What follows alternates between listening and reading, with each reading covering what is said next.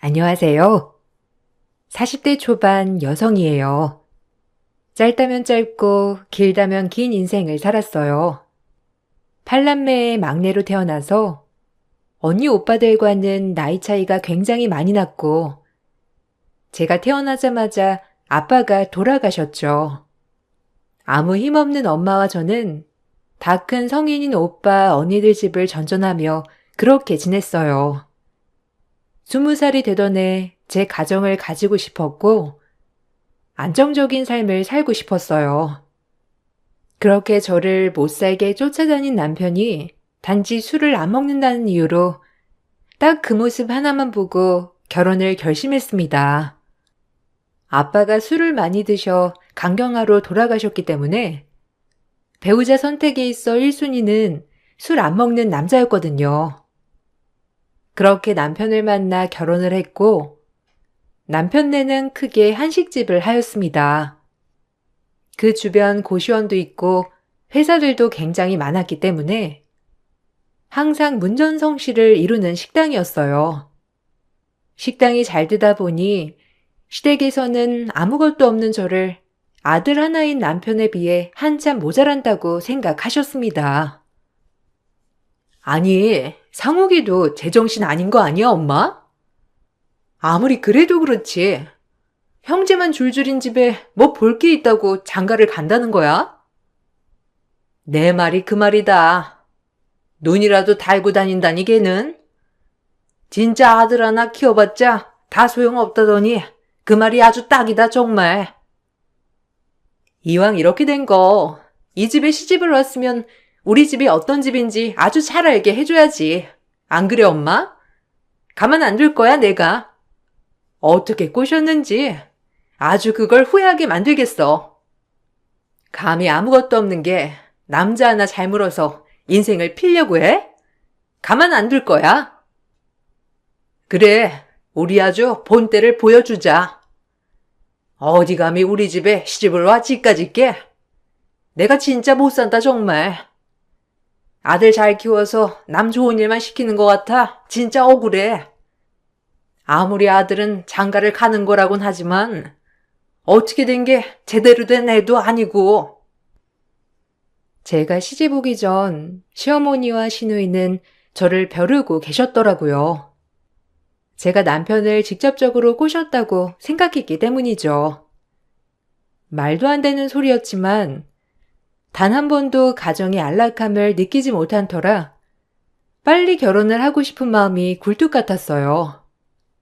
제가 이런 마음을 먹게 된 이유 중 하나도 저희 언니들도 저에게 빨리 시집을 가라며 눈치를 주었기 때문이에요. 속상하게도 집이고 어디고 마음 붙일 곳이라고 전혀 없었어요.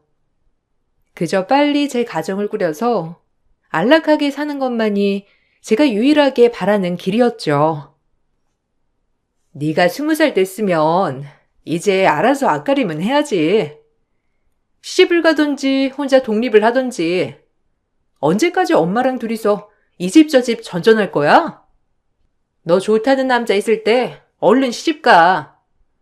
우리처럼 이렇게 가정을 꾸리고 사는 게 여자 입장에서 얼마나 좋은 줄 아니? 엄마도 이제 나이 들어서 널 어떻게 책임지겠어. 너도 성인이 됐으면 이런저런 앞가림은 할 때잖니. 그래, 큰언니 말이 맞아. 여자는 그냥 시집 가서 살림하고 사는 게 최고야. 우리 형편에 널 대학 보낼 수 있는 것도 아니고. 지금 너 좋다고 하는 남자 있을 때 꽉 잡아. 뭐 집도 빵빵하고 넌 그 집에 가면 돈 걱정은 안 하고 살겠지. 무조건 꽉 잡아. 그럼 얼마나 좋은 기회야? 그저 여자는 집에서 살림하는 게 최고야. 그게 최고의 팔자라고. 그러니까 이 기회에 잡아. 이렇게 친정에서도 제 결혼을 두 팔 벌려 환영했어요. 철없던 어린 나이, 제 삶의 안락함을 찾고자 결혼을 하였고, 그렇게 변하지 않을 것 같은 남편은 결혼을 하고 얼마 되지 않아 서서히 변해 가더라고요. 술을 한 잔도 안 먹었던 남편은 친구들을 만나고 다니면서 술을 한두 잔 하기 시작했고, 점점 저와의 약속을 어기는 날도 잦았어요. 그런 남편을 볼 때마다 속상했지만, 말하면 싸움뿐이 되지 않아 참는 날들이 더 많았어요. 그저 참기 힘든 날에는 한 번씩 속상한 마음을 비추곤 했지만요. 심지어 남편은 핸드폰을 숨기고 연락이 되지 않는 날도 많았는데, 의심이 가지 않는 것은 아니었지만 따져봤자 저만 손해였어요. 결혼 전에 그렇게 잘한다고 노래를 부르더니 결혼하고 나서는 완전히 딴판이네? 어떻게 그럴 수 있어? 나 완전 사기 결혼 당했잖아? 너도 어차피 내 배경 보고 결혼한 거 아니야? 집도 절도 없는 애 불쌍해서 걷어줬더니 고마워하지 못할 망정 웃기네. 뭐라고? 지금 말 다 했어? 집도 절도 없는 애? 당신도 날 그렇게 본 거야? 그래서 나 만만히 여긴 거고? 아, 그만하자. 네가 이렇게 바가지 긁을 줄 알았으면 너랑 결혼 안 했어. 말 잘 듣고 얌전할 줄 알았는데 나야말로 사기다. 너무한다 정말. 연락도 안 되고 누굴 만나고 다니는지 아주 뻔뻔해. 그렇게 뻔뻔하게 하면 오히려 마음이 편해? 이게 서방님한테 못하는 말이 없네. 집구석에서 매번 그딴 생각만 하냐? 너같이 취집한 것들이 그래서 문제야. 남편은 오히려 적반하장으로 나왔고, 그마저도 모자라 제 아픔까지 들춰냈어요. 참 슬펐지만 어리기도 했고, 그때 당시 어찌할 수 없더라고요. 갈 곳도 가진 것도 없는 애가 남편과 이혼을 한다는 건 꿈도 못 꿀 일이었거든요. 전 결혼을 하고 바로 시댁의 식당에서 일을 하기 시작했는데, 시어머니의 호통 때문에 단 하루도 쉴 수 없었어요.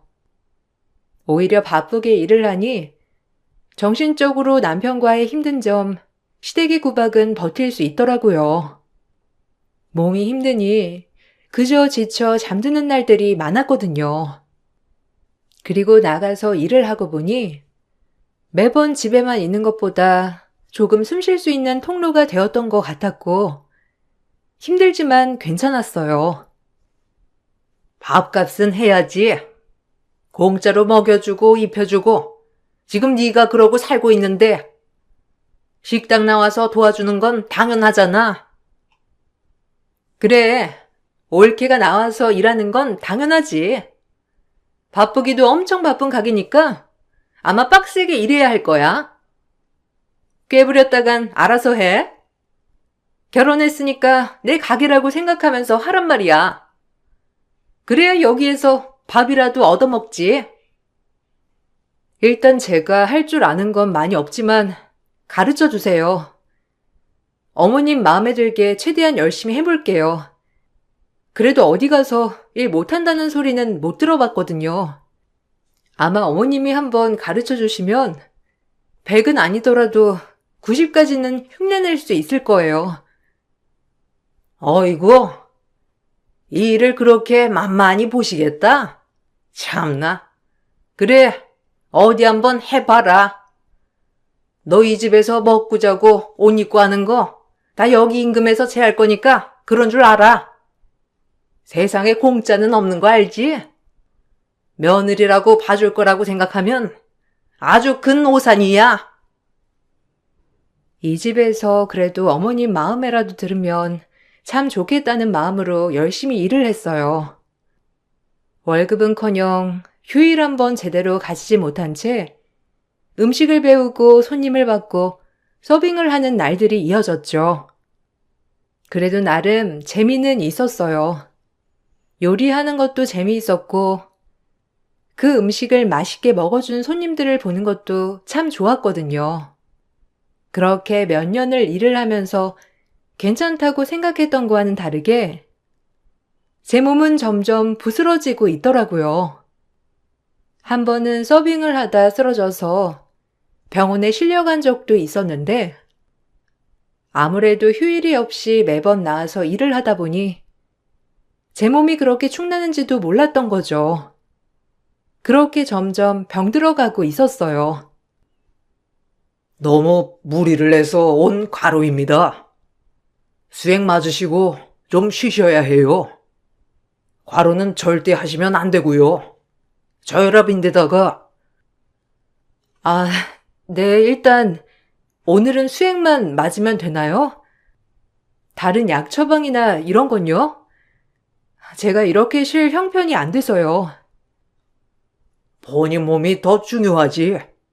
지금 계속 또 일을 하시겠다는 건가요? 앞으로 계속 이렇게 하시면 더 큰 병을 얻어요. 의사는 극구 말리더라고요. 하지만 쉴 수는 없었던 게 너무 바쁜 식당이었거든요. 제가 이렇게 쓰러졌는데도 불구하고 시댁은 제 몸 걱정을 하기는커녕 오히려 쓰러진 저를 탓하더라고요. 몇 년을 한 번도 안 쉬고 일한 저인데도 불구하고 이 기회에 시댁에서 절 어떻게 생각하는지 완전히 알게 되는 계기가 되었죠.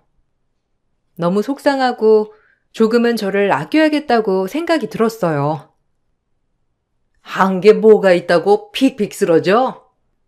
가게에서 진짜 내가 놀라가지고 사람들이 뭐라고 생각하겠니? 몸이 좀 안 좋으면 말을 하면 되지. 미련하게 그게 뭐야 정말? 누가 너 안쓰러워한다고? 진짜 가지가지 한다. 너도 참 어쩜 이렇게 마음에 안 드니? 어머님, 너무하시는 거 아니에요? 그냥 몸 괜찮냐? 이 한마디가 그렇게 어려우세요? 다른 것도 아니고 일하다 쓰러진 건데. 어머, 옳게. 지금 눈 부라리고 우리 엄마한테 대드는 거야? 참나. 몇 년 뭐 일했다고 생색내는 거야, 뭐야? 아주 웃겨. 최소한 사람이 쓰러졌는데 걱정도 안 하시잖아요. 너무 속상해서 그래요.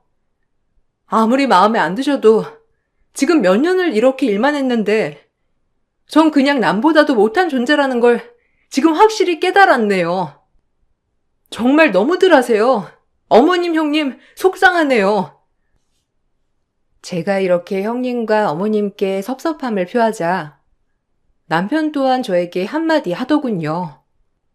남편은 정말 철저히 남의 편이었죠. 결혼 후 단 한 번도 제 편이 되어준 적은 없었지만 몸까지 아프고 나니 참 서럽고 그제야 결혼에 대해 회의가 들더라고요. 난 단지 안락한 가정을 원해서 결혼을 한 것뿐인데 이건 안락이 아니라 그저 날 업신여기는 사람들만 더 늘어난 꼴이구나 라고 말이에요. 하지만 이혼의 용기는 나지 않았는데 지금 이혼하면 난 뭘 하지? 이런 막연한 두려움 때문에 말이에요. 너 엄마한테 뭐라고 했어? 이게 진짜 분수도 모르고 어디서 엄마한테 대들어? 이제 우리 집이 만만해? 너 때문에 오늘 장사 얼마나 손해를 봤는데 죄송하다고 해도 모자랄 판에? 지금 엄마랑 누나한테 네가 지금 눈 부라리고 대들 때야? 뭐라고? 넌 뭔데 나한테 큰 소리 치는데? 지금 내가 뭐 실수한 거 있어? 당신들 너무한다 정말. 내가 뭘 그렇게 잘못했다고 매번 내 잘못, 내 잘못. 그래, 당신들끼리 알아서 잘해봐. 그냥 다른 가게에 가서 일하면 그만이야. 차라리 그러면 고정적으로 쉬기라도 하지. 어머머, 얘 말하는 것 좀 봐. 너 지금 누구 겁주니? 아주 이게 한번 쓰러지더니 머리가 다쳤나 막말을 하네 아주. 너 쫓겨나고 싶어? 지금 네가 이 집에서 쫓겨나면 갈 데는 있고 너희 엄마도 지금 네 형제들 집 전전하면서 살고 있다며? 그날 그렇게 사달이 나고 참 방에서 얼마나 울었는지 몰라요. 가족이 많으면 뭐하나 단 아무도 내 편이 없는 걸. 이런 생각에 눈물이 멈추질 않더군요. 그렇게 저 역시 퍼부은 그날이요. 그래도 그게 좀 먹혔는지 시어머니는 저를 주방과 홀이 아닌 계산대로 위치를 바꾸셨어요. 그나마 좀 육체적으로 덜 힘든 곳으로 말이죠. 웬일인가 싶었지만 역시나 그 이유는 가게에 일하시는 아주머니들을 보고 그랬던 거였더라고요. 가면을 쓰고선 인정사정 없는 사장의 모습을 보여주기 싫었던 것이죠. 같이 일하는 아주머니들이 그나마 지속적으로 저에게 친정 엄마처럼 따뜻하게 대해주셨기 때문에 버틴 것도 있었어요. 어머, 세댁, 괜찮아? 아유, 그러게 좀 쉬면서 해야지. 맨날 출근한다 했어, 진짜. 아무리 사장님이지만 진짜 독해. 어떻게 며느리도 딸인데 몸 한번 아껴줄 줄을 몰라? 쉬엄쉬엄 해. 누가 알아준다고 이렇게 열심히 해? 내가 딸 같아서 그래. 생각해 주셔서 감사해요. 그래도 아주머니들 때문에 일할 맛은 나는 것 같아요. 항상 이렇게 챙겨주니깐요. 우리야 세대가 안쓰러우니까 그렇지. 어린 나이에 여기에 들어와가지고 얼마나 힘들겠어. 안 그래? 힘들면 우리한테 털어놔. 남편이라고 맨날 가게는 안 보고 돌아다니는 꼴하고는 그런 아들 잡지 못하고 그저 며느리만 쥐잡듯 잡는다니까. 에휴. 식당 이모님들이 잘 챙겨준 덕분에 엄마의 사랑과 가족의 사랑을 모르는 저는 오히려 그런 것들이 참 감동으로 와닿더라고요. 그렇게 식당 계산대에서 계산을 하면서 오히려 조금 육체적인 노동을 좀 쉬면서 일을 하고 있을 때였어요. 시어머니는 일주일에 한 번 정도 농수산물 시장에 가는 날이기 때문에 가게를 비우시는 날이 있었는데 항상 채소나 물건들은 본인이 직접 보고 사셨거든요. 그날도 어김없이 농수산물에 가신 시어머니를 뒤로하고 가게는 바쁘게 돌아가고 있었어요. 그러던 중 피죽도 못 먹을 것 같은 한 소녀가 들어와 밥을 시키더라고요. 아무렇지 않게 주문을 받고 서빙이 나갔는데 그 소녀는 밥을 받자마자 얼마나 굶었는지 허겁지겁 먹어 치우더라고요. 한눈에 봐도 가난한 고시 준비하는 학생 같았고 그래도 잘 먹는 모습을 보니 뿌듯하더라고요. 그러던 중 밥을 다 먹고 계산을 하려는데 학생이 주머니에서 동전 몇 개, 1,000원짜리 몇 개를 모아서 저에게 살포시 주더라고요. 저 돈이 이것밖에 없는데 오늘 아르바이트해서 돈을 받거든요. 죄송한데 제가 나머지 돈은 내일 가져다 드려도 될까요? 이 앞에 고시원에 살고 있어요. 혹시 못 믿으시겠다면 제 신분증도 드릴게요. 너무 배가 고파서 먼저 이런 실례를 저질렀네요. 어머, 아니에요. 이 돈 넣어두세요. 아유, 뭐 힘든 형편에 그럴 수도 있죠. 식사는 맛있게 하셨어요? 아까 급하게 드시던데. 그 학생의 말을 들으니 왠지 제가 형제들의 집에 전전하며 밥 먹을 때도 눈치를 보던 그런 모습들이 스쳐 지나가서 안타깝더라고요. 얼마나 배가 고팠을까, 얼마나 급했으면 이렇게 그랬을까라는 생각에 전 그 학생에게 얘기를 했어요. 매주 수요일에 오세요. 식사는 공짜로 드시고요. 뭐 많이 도움이 되는 건 아니겠지만 그래도 일주일에 한 번이라도 제대로 된 식사하시면서 공부도 열심히 하시고 나중에 공부 다 끝나면 그때 돈 벌어서 다 갚으시면 되죠. 안 그래요? 아니, 그래도 이걸 제가 받아도 될까요? 감사합니다. 정말 사실 제가 지금 이틀째 아무것도 못 먹었거든요. 에휴, 저런. 제가 매번은 못 드려도 수요일엔 마음껏 드릴 수 있고 싸드릴 수도 있으니까 꼭 수요일에 오셔야 해요. 전 시어머니가 농수산물 시장에 가는 날로 약속을 정해 학생에게 밥을 먹으러 오라고 했어요. 그 학생은 연신 저에게 고맙다고 인사를 했는데 얼마나 뿌듯하던지 그 모습에서 저의 모습을 투영했던 것 같아요.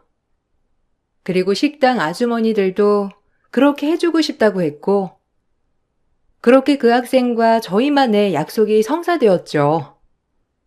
우리에겐 그냥 밥 한 끼 대접이었지만 그 학생에겐 아마 정말 단 하루라도 밥을 마음 편하게 먹는 날이 될 것임을 생각하니 마음이 뿌듯하면서 기분이 너무 좋더라고요.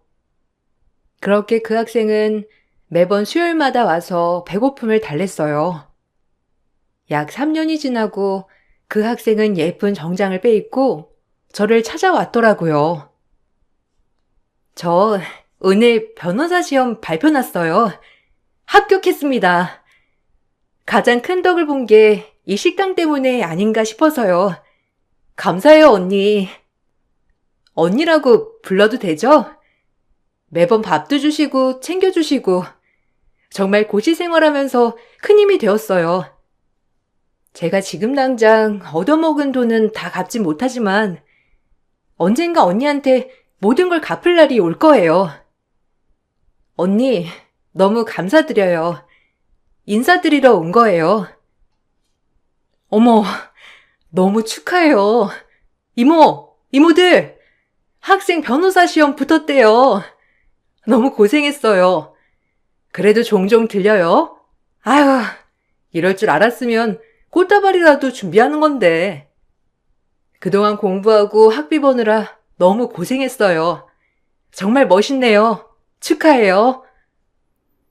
그 학생은 변호사 시험이 붙었다고 인사를 하러 왔더라고요. 참 벅차오르면서 얼마나 기쁘던지. 하지만 한편으론 저와 나이 차이가 많이 나지 않는 그 학생이 부러웠고 본인의 힘으로 어려운 형편에도 이렇게 삶을 개척하고 살아가는 모습이 너무 멋있어 보이고 부러웠어요. 그렇게 그 학생과의 인연이 훈훈하게 끝나는 듯 했었죠. 하지만 그 학생과의 삶과는 반대로 제 인생은 점점 곤두박질 쳐지고 있었고 계속해서 집에 정을 못 붙이는 남편과 아직까지도 절 마음에 들어하지 않는 시어머니와 시누이 고달팠어요.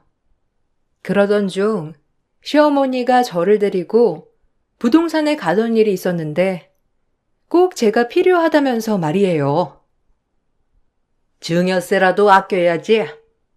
며느리한테 증여했을 때가 제일 세금 절감이 된다고 하니 인감 챙겨라. 증여세라도 조금 내고 우리 상욱이한테 현금으로 다 해줘야지. 너 인감 하나 들고 나 따라오너라. 아유, 오늘은 부동산도 가고 이래저래 바쁘겠네. 시어머니는 남편에게 재산을 증여하고 싶지만 증여세를 조금이라도 아끼려고 저에게 서류상 증여를 해놓으신다고 하더라고요. 워낙 투명하지 않는 분이니까 그냥 그러려니 했습니다. 그렇게 그날 시어머니와 부동산 일을 마치고 나서 전 또다시 가게로 일을 하게 되었죠.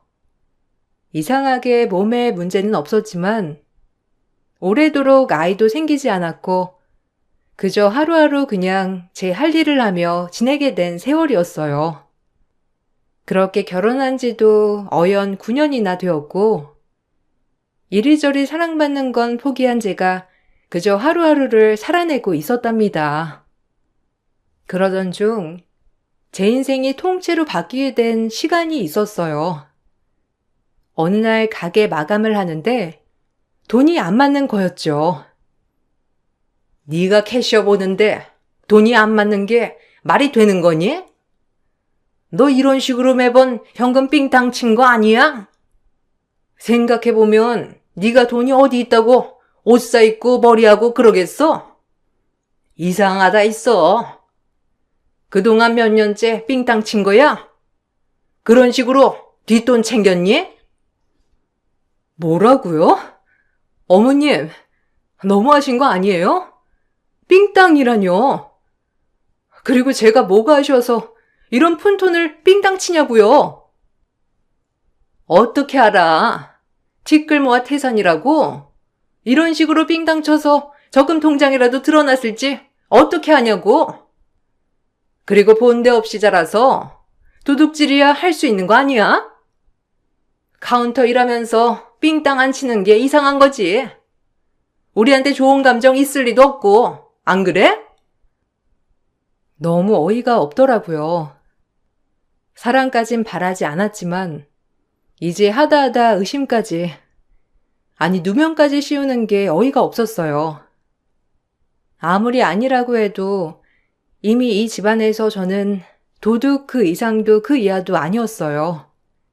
남편을 믿은 건 아니었지만 오히려 남편은 시어머니와 시누이보다 더욱더 저를 질책하더라고요. 꼭 이걸 바라던 사람처럼 말이에요. 간신히 붙잡고 있던 멘탈이 무너졌어요. 내가 돌았지. 이런 손버릇 나쁜 애랑 결혼을 한다고 했으니. 엄마 말을 들었어야 했는데 너 몇 번째야? 은혜를 원수로 갚네. 오갈 데 없는 거 불쌍해서 결혼했더니 우리 집 재산을 뒤로 빼돌리려고 해? 너 같은 거 내가 가만둘 줄 알아? 뭐라고? 네가 지금 할 말이야 그게? 그래, 넌 결혼하자마자 그런 식이었어. 나야말로 돌았지. 내가 내 발등을 찍었다고. 너 가방 한번 뒤엎어보자. 그럼 될 거 아니야? 이 나쁜 거사. 너 내가 이대로 못 넘어가. 엉큼해가지고 남의 가게돈을 빼돌려? 시어머니는 말이 끝나자마자 제 가방을 뒤엎었고 정말 억울하게도 제 가방에선 현금 뭉치가 나오더라고요. 정말 당황스럽고 억울했어요. 제가 억울하다고 말하기도 전에 남편과 시어머니는 한두 차례 제 얼굴을 날리더라고요. 도둑이라고 하면서 말이죠. 이 무서운 것? 너 이럴 줄 알았어. 이래도 아니야? 이렇게 증거가 명명백백한데 이래도 아니라는 거야? 정신 차리게 혼나야지 이런 것은. 감히 은혜로 원수로 갚아? 엄마, 내가 얘 정신 차리도록 할 테니까 고정하세요. 남편과 시댁 식구들이랑 이렇게 실랑이를 벌이고 있을 무렵 식당 이모님이 슬쩍 껴들어서 말을 해주더라고요. 그래도 절 딸처럼 생각해 주었던 이모들이었기에 제가 이렇게 가게에서 당하고 있는 꼴을 보실 수 없는 것 같았어요. 이모들이 해준 말은 너무 충격적인 내용이었습니다. 거기 가게 이모들이 모두 똑같이 증언을 해주었는데 전 너무 억울해 눈물이 났어요. 아니 내가 보니까 아까 상욱이 누나가 세대 가방에 뭘 잔뜩 넣는 것 같던데 그거 그 집 가족이 넣은 거 아니에요? 세댁이 그럴 리도 없고 내가 맨날 붙어서 일해서 아는데 세댁 그럴 사람 아니에요. 사장님도 아시면서 상욱이 너도 너무한다. 아유 그러니까 어떻게 세댁을 의심해? 아무리 그래도 상욱이 너는 세댁 편을 들어줘야지. 참나. 오늘 나랑 하루 종일 붙어 있었어. 그런 적 없었어요. 그러니까 우리 세댁 좀 그만 잡아요. 응? 참 사람들이 어쩜 이렇게 약자를 괴롭혀 정말. 이모들이 뭘 알아요? 얘가 화장실 가는 척 하면서 삥땅 쳤을 수도 있지. 이런 건 조장이 잡아야 한다니까. 야, 너 이제 이혼 당할 줄 알아? 네가 슬쩍한 거 한두 푼 아닌 거 내가 다 아니까. 뭐 하나 이 집에서 건져나갈 생각하지 마. 알겠어?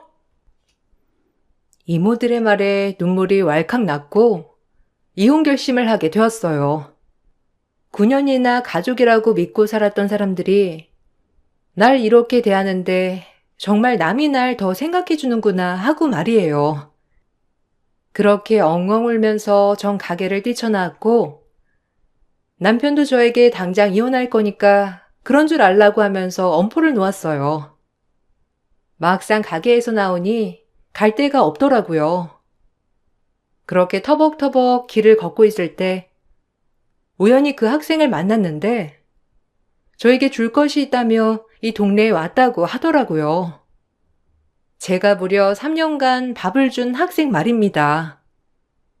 반가움에 저에게 인사를 하는 학생을 보자마자 눈물이 왈칵 쏟아져 그동안에 있었던 모든 일을 얘기했어요. 그동안 너무 감사해서 받기만 한 것 같아 그래도 성의 표시를 해야 할 것 같아서 이렇게 선물 사들고 언니네 가게에 가던 중인데 언니 얘기 들으니 진짜 화가 다 나네요. 이렇게 착한 언니한테 그 못된 것들이. 언니, 제가 전 재산 손에 넣게 해드릴게요. 변호사 걱정 마세요. 제가 무료로 변호해 드릴 테니. 뻔뻔한 것들은 제대로 응징을 당해야 하지 않겠어요? 걱정 놓으세요. 그래도 내가 어떻게 무료 변론을 받겠어요. 너무 미안한데. 수임료 같은 건 받아야지. 아휴, 이리저리 민폐네 정말. 아니에요. 언니 걱정 마세요. 저 언니 아니었으면 밥도 못 먹고 시험도 못 봤을 거예요. 그러니까 걱정 놓으세요. 우리 잘해봐요. 어차피 시어머니가 증여한 건물들은 따로 뺏어오지 못할 거예요. 이미 증여를 한 거니까요. 그런데 이게 이혼 소송이 들어가면 법적으로 재산 분할이 들어갈 텐데 여기에 재산의 기여도가 누구한테 높냐에 따라 달라질 거예요. 이 부분에 중점을 두고 소송 준비를 하면 될 것 같아요. 걱정 마세요, 언니. 저 능력 있는 변호사고 언니한테 도움이 될 테니까 저만 믿으세요. 아주 못된 인간들 같으니라고. 그렇게 전 그 학생네 집에 머물며 소송 준비를 했어요. 다행히 이모님들이 많은 증언을 해주신다고 하였고, 그리고 정말 고맙게도 한 이모님은 제 남편이 외도를 하고 있다고 하면서 가게에 데리고 온 여자와 가까운 모습들을 사진 찍어 저에게 전송해 주었죠. 시어머니는 이미 그 여자와 남편이 보통 사이가 아니란 걸 알고 있었던 모양인지 다 같이 깔깔거리는 모습도 있더라고요. 일이 이렇게 되자 모든 게 딱딱 맞아떨어지면서 절 내쫓으려고 이것들이 작당을 하고 누명을 씌웠다는 것을 주변에 아무도 없는 저를 설득해서 이혼 서류에 도장을 찍게 할 속셈이었던 것이 분명했어요. 너무 어이가 없었고 그렇게 전 남편이 알지 못하게 소송 준비를 해 나가면서 모든 자료와 준비를 마친 뒤 남편에게 소송을 걸었어요. 제가 이혼 소송을 걸자 시댁은 난리가 났고요. 네가 감히 이혼 소송을 걸어? 당장 취하하고 가게 나와. 너 그 부동산 계약서에 사인이나 하고 이혼 서류에 사인이나 해. 이게 어디서 소송이야? 우리를 이길 수 있을 것 같니? 네가 이 집에 기여한 게 뭔데? 가뜩이나 없는 돈 날릴 생각 말고 당장 기어와. 노망나도 한참 노망났네. 지금 앞뒤가 분간이 안 되나 본데 아줌마가 나한테 증여해 준 거 내 거야. 그동안 나 부려먹은 위자료라 생각해. 이거랑 별개로 이혼 소송이랑 정신적 피해 보상 소송 걸었으니 그리 알아. 내가 이대로 물러날 줄 알았니? 김상욱 외도 자료까지 다 나한테 있으니까 법원에서 만나. 다신 얼굴 볼 일 없으니까 법원 말고는 알겠어요? 노망나서 머리가 어떻게 된 건지. 너 말 다 했어? 네가 감히 나한테 말을 그딴 식으로 해? 아우 기가 막혀. 그래 어디 한번 해보자. 부동산은 내나 이거 사. 전 전화를 끊어버렸고 그렇게 법적 분쟁이 이어졌어요. 남편의 외도 사진이 빼박이었고 시어머니가 저에게 증여한 건물들은 이미 본인 의사가 어떻게 됐든 저에게 증여를 하였기 때문에 제가 포기하지 않는 이상 절대 가져갈 수 없었는데 참 어리석었습니다. 그리고 그동안 제가 당해온 정신적 피해와 돈 한 푼 못 받고 수족처럼 일한 대가, 그리고 시댁의 언어 괴롭힘 등 말로 할 수 없는 그런 것들을 다 이모님들이 증언해 주었기에 법적으로 제가 유리했죠. 그렇게 길고 긴 싸움이 시작되었고 계속 소송이 진행될수록 남편에겐 불리하게 돌아갔죠. 아마 남편과 시댁에선 이 부분에 대해 전혀 생각하지 못한 채로 당황하기만 하더라고요. 시어머니가 저에게 증여한 재산은 저의 재산으로 들어갔기 때문에 절대 뺏어올 순 없었고 남편과의 재산 분할이 문제였는데 남편은 그동안 이모들의 증언대로 가게를 운영하면서 재산에 대해 기여한 바가 없었기 때문에 꼴랑 작은 지분만 분할받을 수 있었어요. 나머지는 다 제 것이었고요. 그리고 저에게 줄 위자료도 엄청났기 때문에 사실상 그 분할된 것이 그 돈이 그 돈이었죠. 내가 좀 양보할 테니까 일단 내가 너한테 증여한 건물들은 다 내놔. 그건 아니지 않니? 그거 현금화해서 상욱이 주려고 했던 건데 그거 증여세 아끼려고 너한테 해놓은 거 너도 알잖아. 그거는 다 돌려줘야지. 어디서 그걸 네가 꿀꺽하려고 해? 당신 의도가 어떻든 나랑 상관없는데? 어쨌든 지금은 다 내 이름으로 되어 있고 현금화하는 것도 내 마음이야. 착각 마. 뭐? 야, 그게 다 앞에서 얼마인데 네가 그걸 꿀꺽하려고 해? 너 제정신이냐? 애가 눈이 돌아도 한참 돌았네. 그리고 그걸 네가 가져가겠다는 게 말이 돼? 판결도 웃기지. 그거 그냥 우리 거잖아. 당장 돌려내, 알겠어? 너한테 줄 수 없으니. 도둑이라며. 제대로 도둑이 뭔지 보여줄게. 마음대로 해. 그 건물들은 다 내 거니까. 고마워요. 그래도 여기서 이렇게 뼈 빠지게 고생한 보람이 있네. 이 건물 하나 해결도 안 하고 나한테 누명 씌웠니? 내가 마냥 천치 바보인 줄 알았어? 그제야 건물 걱정을 하는데 너무 고소했습니다. 그렇게 긴 공방이 끝이 났고 저희는 이혼을 하였어요. 남편이 명백한 외도를 저질렀기 때문에 저에게 위자료를 줘야 했고 그동안 시댁에서 일한 것도 시어머니에게 보상을 받을 수 있었죠. 추후에 건물 때문에 항소를 하였지만 역시나 법원의 판결은 똑같았어요. 남편에게 재산 분할을 하더라도 반도 안 되었기 때문에 남편이 저에게 주는 위자료 가격이나 마찬가지였죠. 남편과 시모는 땅을 치고 후회하더라고요. 얼마나 이 묵은 채증이 내려가던지. 더불어 남편과 바람이 난 상간녀에게도 추후에 상간녀 소송을 걸었어요. 그야말로 정말 저 하나로 인해 그 집안은 모든 돈과 명예를 잃고 말았어요. 어찌나 고소하고 좋던지. 그리고 그 변호사 학생과 이모님들에게 너무 고맙더라고요. 아, 너 일부러 노린 거지? 아니, 내가 그 건물 어떻게 해서든지 다시 가져올 거니까 기대해. 알겠어? 내가 그 건물들 순순히 포기할 줄 알아? 너까지 끝한테 그 건물들 넘어가게 할 수 없다고. 그게 다 얼마짜리인데 네가 우리 집을 몰락시켜? 예, 지금 이럴 때니? 어쨌든 쟤 좀 달래서 건물들이라도 달래야지. 뭘 그렇게 욱해, 제 성품이 모진 애가 아니니 좀 구슬려서 건물들 다시 찾아오자. 이러고 손 놓고 있을 수는 없지, 안 그래? 예, 우리가 미안했다, 응?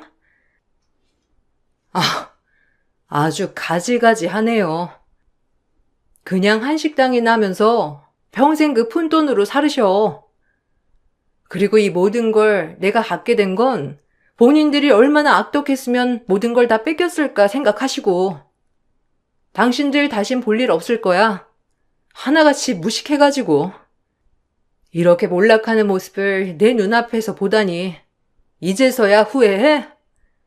평생 땅을 치고 후회해봐 어디. 두고두고 말이지. 그래도 그 건물은 줘야지.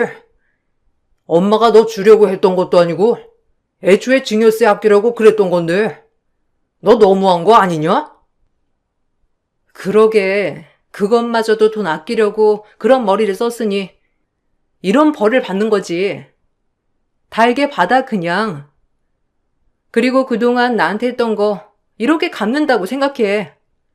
그럼 억울할 것도 없잖아? 다신 엮이지 말자. 이 분리수거도 안 되는 소굴들아. 전 그 길로 위자료를 받은 금액으로 작은 전세 아파트 하나를 구매했고 기사식당 하나를 열었습니다.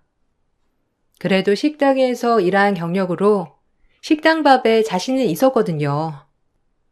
제가 가게를 차리자 시어머니 한식당에서 일한 아주머니들을 스카우트 했어요. 아주머니들은 저를 위해 기꺼이 저희 가게로 와주셨고 지금 이렇게 긴 시간 동안 같이 일을 하고 있답니다. 물론 변호사 학생과도 인연이 끊기지 않고 이어지고 있고요. 지금은 둘도 없는 친구가 되었어요. 그때 작은 베품의 결과가 이렇게 저에게 큰 나비 효과를 불러올지 몰랐는데 이래서 사람은 늘 착하게 살아야 하는 것 같아요.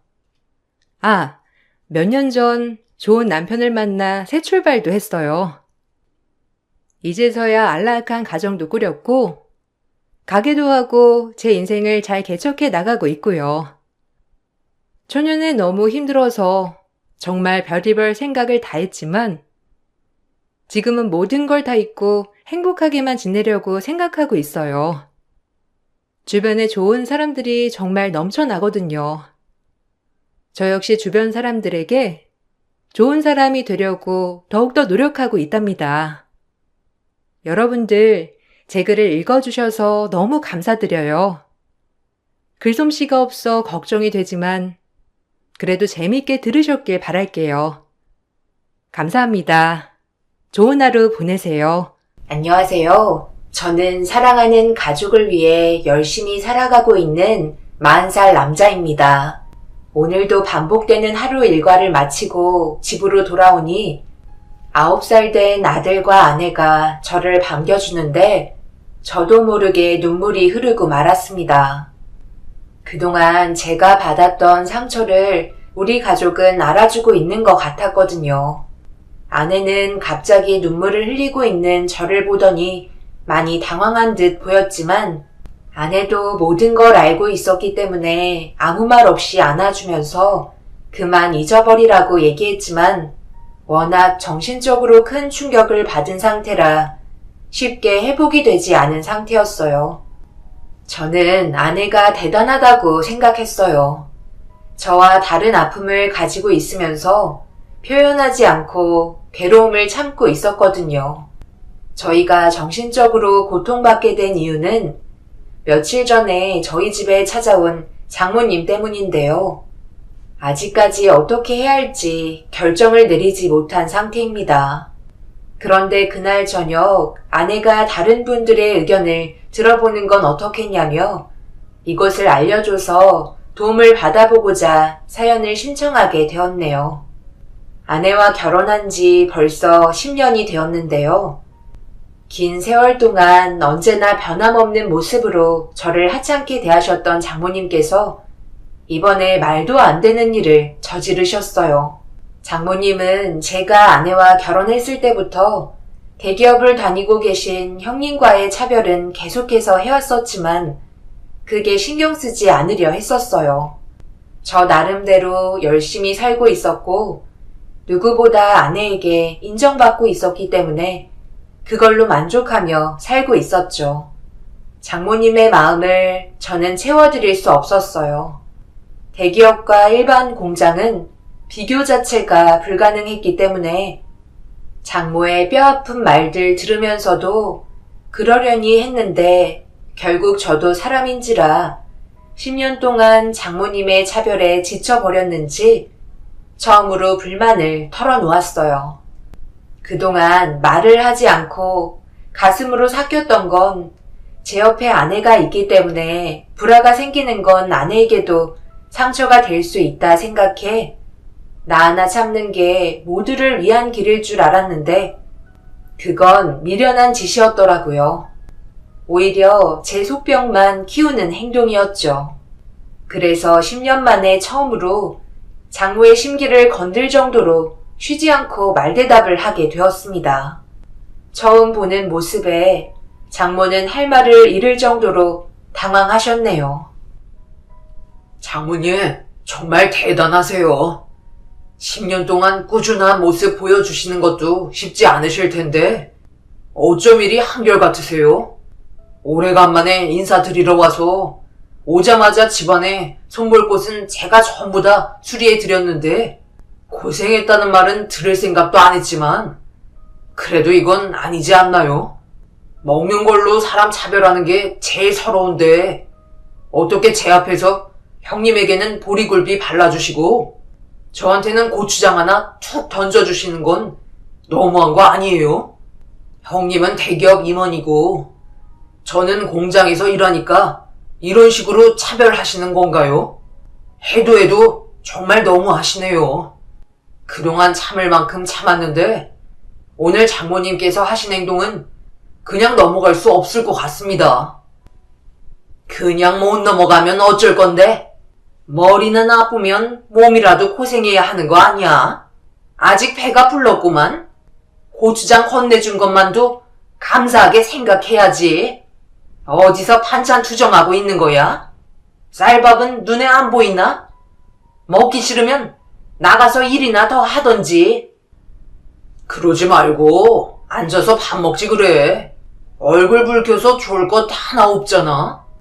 장모님 성격 한두 번 맞춰드린 것도 아니면서 새삼스럽게 고추장만 줬다고 이렇게까지 화낼 일이야? 조금 있다가 가족들 다 모이면 그때 제대로 된 식사하면 되잖아. 자네랑 나랑 겸상하는 것 자체를 감사하게 생각해야 되는 거야. 가족이니까 같이 앉아 식사하는 거지. 밖에서는 꿈도 못 꿀 자리인 거 알지? 장모님이 생각해서 밥상 차려주셨으면 군말하지 말고 후딱 밥 먹고 어두워지기 전에 마무리하고 들어와야 하지 않겠소? 집안에 손볼 곳이 한두 군데가 아니더구먼. 장모님께서 하신 말씀 틀린 거 하나 없잖아. 나는 머리를 써야 하는 직업이라 휴식이 필요한 거라고. 불만 털어놓지 말고 그래도 생각해 주신 거 감사하게 받아들여야지. 이것도 장모님 사랑이고 관심인 거야. 형님은 장모님께서 밥숟가락에 얹어주신 보리굴비를 입에 털어넣으며 저를 깎아내리고 있었습니다. 대기업 다닌다고 이런 식으로 저를 막대하시는 형님의 행동 또한 정말 기분이 좋지 않았네요. 장모님이 저를 무시하시는 순간부터 형님도 똑같이 저를 무시하기 시작했죠. 그날 아내와 처형이 밭에 나가 일을 하고 있던 터라 저희만 먼저 식사를 하게 된 건데 이런 식의 대우를 받게 될 거라곤 생각하지 못했습니다. 그래도 밥상은 똑같이 받았었는데 이젠 하다하다 먹는 걸로 차별을 두시니 너무 어이가 없었고 두 번 다시 얼굴 보고 싶지 않아 자리에서 일어나 짐을 챙기기 시작했어요. 그리고 아내에게 바로 전화를 걸어 집으로 돌아가자며 하던 일 그만하고 들어오라고 얘기했습니다. 아내는 영문도 모른 채 급하게 집으로 들어와 무슨 일 있었냐고 물어보길래 그날은 이성을 잃어버린 상태라 장모의 행동에 대해 설명을 했고, 듣고 있던 아내도 기분이 나빴는지 짐을 챙기기 시작했어요. 가긴 어딜 가? 할 일이 산더미인데 하던 일은 마무리 짓고 가든지 해야 할 거 아니야? 이런 식으로 나온다고 해서 달라지는 게 있을 것 같아? 오히려 더 악화만 되는 거라고. 고추장 하나 던져줬으면 감사하게 받아먹으면 아무 일도 없을 상황을 이런 식으로 끌고 가야 되겠어? 자네는 지금 잘한 행동이라고 생각하는 건가? 머리가 큰 모양이니 불만부터 터져 나오는 거지. 얘 혜영아, 너는 도대체 저놈이 뭐가 좋아서 결혼해서 사는 거야? 오늘 내가 큰 사이랑 얘기 좀 해봤는데 회사에 아직 결혼 못한 총각들이 많다던데 그 중에 하나 골라잡아 새 출발하면 안 되겠니? 네가 하도 같이 살겠다고 난리를 치는 바람에 어쩔 수 없이 결혼시켰다만 내가 평생을 두고두고 후회하고 있다니까. 사서 고생하고 있잖냐. 집안의 가장이 몸으로 고생하니까 이거 봐봐라. 너도 몸쓰는 일 하면서 먹고 살고 있잖아. 사람은 머리가 빨리빨리 돌아가야 하는 거야. 이혼하면 바로 선자리 잡아줄 수 있다니까. 여기까지만 하자.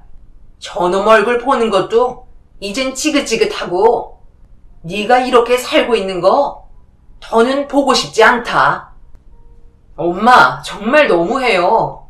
결혼 허락하셨으면 그때부터 한 가족으로 받아준다는 건데 어떻게 10년 동안 엄마 사랑 받아보겠다고 불만 한번 털어놓지 않았던 이 사람에게 이렇게 큰 상처를 줄 수가 있어요?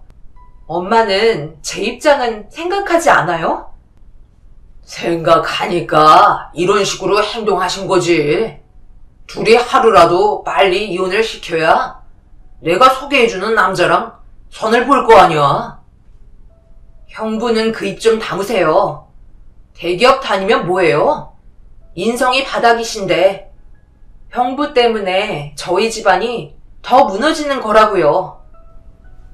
아내는 이미 이성을 잃어버렸고 동네가 떠나갈 정도로 난리를 치기 시작했어요. 저도 그렇지만 아내 또한 그동안 눌러 참아왔던 불만들이 터져 나오기 시작했고 결국 집안은 큰 싸움으로 번지게 되었습니다. 그렇게 한바탕 난리를 친 뒤에야 저희는 집으로 돌아올 수 있었어요. 집으로 오는 동안 차 안에서 아내는 쉬지 않고 눈물을 흘렸습니다. 장모의 행동은 누가 봐도 잘못된 거였지만 형님 또한 사람이 되지 못했죠. 그날 이후 인연 끊기로 결정하게 되면서 2번 다시 얼굴 볼 일 없길 바랬습니다. 10년의 시간 동안 장모님의 사랑 한번 받아보자고 정말 굳은 일 마다 않고 시키는 건 다 했었는데 정작 제가 받은 건 장모님의 따뜻한 말 한마디가 아닌 고추장 한 숟가락이었다는 게 너무 마음이 안 좋았어요. 이렇게 된 게 차라리 잘 됐다 싶었고 주말만 되면 저희는 여행을 다니면서 그동안 제대로 누리지 못한 행복을 맛보며 인생을 즐기기 시작했어요. 처가댁과 인연을 끊게 되니 저는 기분이 좋았죠. 하지만 아내가 계속 신경이 쓰였습니다. 그래도 부모님인데 겉으론 아무렇지 않은 척 행동하고 있지만 속은 그게 아니라는 건 저도 잘 알고 있기 때문에 고민이 없는 건 아니었어요. 그렇게 몇 달의 시간이 순식간에 지나가는 동안 장모님은 저에게 사과 한마디 없으셨고 형님도 전화 한 통 없었습니다. 그런데 장모님과 형님은 보란듯이 잘 지내고 계신 모습을 문자 프로필에 사진을 올리면서 여기저기 여행 다니고 계신 모습을 보여주셨네요. 그런 걸 보게 되니 더욱더 용서하고 싶은 마음은 생기지 않더라고요. 장모님과 형님도 그럴 생각은 전혀 없어 보이셨죠. 아내는 매주 변경되는 프로필 사진을 보면서 화가 끌어올랐는지 어딘가에 전화를 걸었습니다. 언니, 정말 너무한 거 아니야? 어떻게 전화 한 통 없어? 엄마는 나를 딸로 생각은 하신대? 어떻게 그런 상황을 만드시고 여행이나 다니고 계신 거야? 어떤 상황이었는지 뻔히 알면서 언니는 이렇게 인연 끊고 살아도 상관없다는 거지? 내가 뭘 어떻게 해주길 바라는 건데. 네가 싫다고 집을 뛰쳐나가 놓고 이렇게 전화 한 통 하면 다야? 그날 너 나가고 나서 얼마나 힘들었는지 알아? 엄마랑 둘이 땡볕에서 밭일 하는데 힘들어 쓰러지는 줄 알았다고. 어쩜 생각이 없어도 그렇게 없니? 부부는 닮아간다더니 머리보다 행동이 먼저 나오는 건 둘 다 너무 똑같다. 당장 와서 무릎 꿇고 잘못했다고 싹싹 빌어. 그렇지 않으면 엄마는 절대 용서하지 않으실 거야. 우리가 왜 연락을 안 했겠어? 옆에 없어도 잘 살고 있잖아? 처형의 말에 아내는 더 이상 아무 말도 하지 못했어요. 핸드폰을 들고 있던 손이 떨리기 시작했고, 저도 처형까지 그런 식으로 행동할 거라곤 전혀 생각하지 못했습니다. 언제나 침착한 모습을 보여주셨었는데, 우리가 처가댁에서 나온 그날 처형이 고생을 많이 했는지 좋은 말은 나오지 않았죠. 그렇게 한참 동안 둘이서 안 좋은 말을 주고받더니 결국 아내는 눈물이 터지고 말았네요. 가족들에게 받는 상처는 평생 가는데 모질게 대하는 모습이 제 마음을 너무 아프게 만들었어요. 아내와 저는 서로 의지하면서 사는 게 제일이라 생각했고, 아내와 처형이 나눈 대화로 저희는 확실하게 인연을 끊을 수 있게 되었네요. 그날 이후 마음을 완전히 접게 되면서 더 열심히 살아갈 수 있었어요. 보란듯이 잘 사는 모습 보여주면서 장모의 선택이 잘못됐다는 걸 느끼게 해주고 싶었어요. 그런데 어느 날 저희 가족끼리 주말에 시간을 내어 동해 바다로 여행을 간 적이 있었는데, 저녁 식사를 하려고 수산시장을 구경하며 식당으로 들어가려던 그때 제 눈에 장모님이 누군가와 걷고 계신 모습이 포착되었어요. 아내에게 화장실 좀 다녀오겠다며 장모의 뒤를 쫓았는데 짧은 순간에 장모는 어디로 가셨는지 사라지고 말았습니다. 제가 알지 못한 처음 본 남자와 둘이서 걷고 계셨던 장모는 누가 봐도 연인 사이 같았어요. 충격인 건 두 분이서 손까지 잡고 계셨고, 장모의 얼굴은 세상을 다 가진 행복한 여인의 얼굴 표정을 하고 계셨습니다. 적은 연세도 아니시면서 장인어른을 놔두고 다른 남성에게 눈을 돌렸다는 게 정말 충격이었죠. 설마 하는 마음에 저와 사이가 나쁘지 않으신 장인어른께 전화를 걸어봤습니다. 그래, 김서방. 잘 지내고 있었나? 마음고생이 심하지? 늙어갈수록 어째 집사람 성격이 더 고약해지는지 몰라. 분명 좋은 날이 올 걸세. 그렇잖아도 내가 뒤에서 좋은 말 많이 하고 있으니 너무 걱정하지 말게나. 나는 언제나 김서방 편인 거 알지? 정말 감사합니다. 장인어른, 제가 여쭤볼 게 좀 있는데요. 오늘 바람 쐬러 나오셨어요? 다름 아니라 제가 오늘 가족여행을 왔거든요. 그런데 장인어른을 여기서 뵌 것 같아서요. 친지분들과 함께 온 건지 궁금해서 전화드려봤습니다. 제가 본 게 맞나요? 자네 내가 보고 싶긴 한가 보구먼. 나는 오늘 계속해서 집에 있었네. 집사람이 놀러갔지. 동네에 친한 사람 몇 명 알고 있는데 같이 바닷가로 바람 쐬러 간다고 며칠 전부터 말하긴 했었지. 여긴 별일 없으니까 걱정 안 해도 되네. 저번에 있었던 일은 너무 상처받지 말고 최대한 빨리 털어버리는 게 정신 건강에 좋을 거야. 하루 이틀 살아갈 거 아니잖아. 조만간 우리 술이나 한잔 하자고. 장인어른은 장모가 바람을 피우고 계시다는 걸 전혀 알지 못하고 계셨어요. 장인어른의 손이 아닌 낯선 남자와 손을 잡고 다른 사랑을 갈구하신다는 게 너무 끔찍했었죠.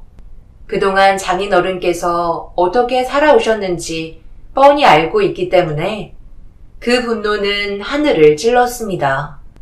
장모님은 저를 인간 취급도 안 해주시지만 그래도 장인어른은 저를 한 가족의 일원으로 인정해 주셨고 아들처럼 진심으로 대해 주십니다. 그렇기 때문에 장모의 행동을 더욱더 용서할 수 없었어요. 저희는 식사를 마치고 소화도 시킬 겸 수산시장 한 바퀴 돌면서 시간을 보내고 있는데 주변을 아무리 살펴봐도 더 이상 장모의 흔적은 찾아볼 수가 없었네요. 결국 그날 잠깐 스쳐 지나간 거 외에는 아무것도 알아낼 수가 없었어요. 펜션에 돌아와서 휴식을 취하고 있는데 많은 생각이 들더라고요. 어차피 인연 끄는 거 모른 척 해야 되는 건지 아니면 진실을 밝혀서 잘못된 걸 바로 잡아야 할지 많은 고민에 빠지게 되었습니다. 그렇게 한참 동안 생각하고 고민한 결과 호랑이 굴에 다시 들어가기로 결정을 하게 되었네요. 뭐라고? 우리가 왜 부모님을 찾아뵈야 하는 건데? 당신 무슨 일 있는 거야? 잘 지내고 있다가 갑자기 이상한 말을 하면 내가 받아들이기 힘들잖아. 제정신 맞는 거지? 엄마 얘기만 해도 치를 떨던 사람이 다가오는 주말에 부모님께 인사드리러 가자고 해서 얼마나 놀랐는지 알아? 그런데 나는 더 이상 얼굴 뵈러 가고 싶지 않아. 이제는 정말 지긋지긋하다고. 내가 아무 생각 없이 인사드리러 가자 하겠어? 다 이유가 있어서 그런 거야. 나도 너무 놀라서 말을 못하고 있었는데 아까 우리 수산시장에서 구경하고 저녁 먹으러 식당에 들어가고 있었잖아. 그때 내 눈에 장모님을 봤었거든. 그런데 장인어른이 아닌 다른 남자와 데이트를 즐기고 계셨어. 둘이 손까지 잡고 사랑스러운 눈빛을 주고받으시더라고. 뭐라고? 그게 정말이야? 엄마가 아빠 몰래 바람 피고 계시다는 거야? 그럼 바로 전화해서 바로 잡아야지. 나도 마음 같아선 그러고 싶지. 그런데 내가 본 게 확실한지 아닌지 판단하기에는 너무 순식간에 지나간 일이라 무슨 수를 써서라도 진실을 밝혀내야 되겠어. 만약에 내 두 눈으로 본 게 확실하다면 나는 절대 장모님을 용서하고 싶지 않아. 아내는 장모가 바람을 피우고 계시는 것 같다는 충격적인 말에 입을 다물지 못하고 있었어요. 저도 정신적으로 힘든 상황인데 아내는 저보다 더 심하게 다가왔을 걸 생각하니 가슴이 아팠습니다. 결국 아내도 제가 제시한 의견에 따라주었고 돌아오는 주말에 처가댁에 다시 들어가 인사를 드렸습니다. 저희가 갑자기 올 거라고 예상하지 못한 장모가 불편한 시선을 보냈습니다. 인연 끊겠다며 소리치더구먼. 왜 온 거야? 그동안 뭘 잘못했는지 충분히 인정하고 있다는 걸로 봐도 되는 거니? 하지만 이거 어쩌니? 나는 정작 아직 용서해주고 싶은 마음이 전혀 없는데 더 이상 내 앞에 나타나지 마라.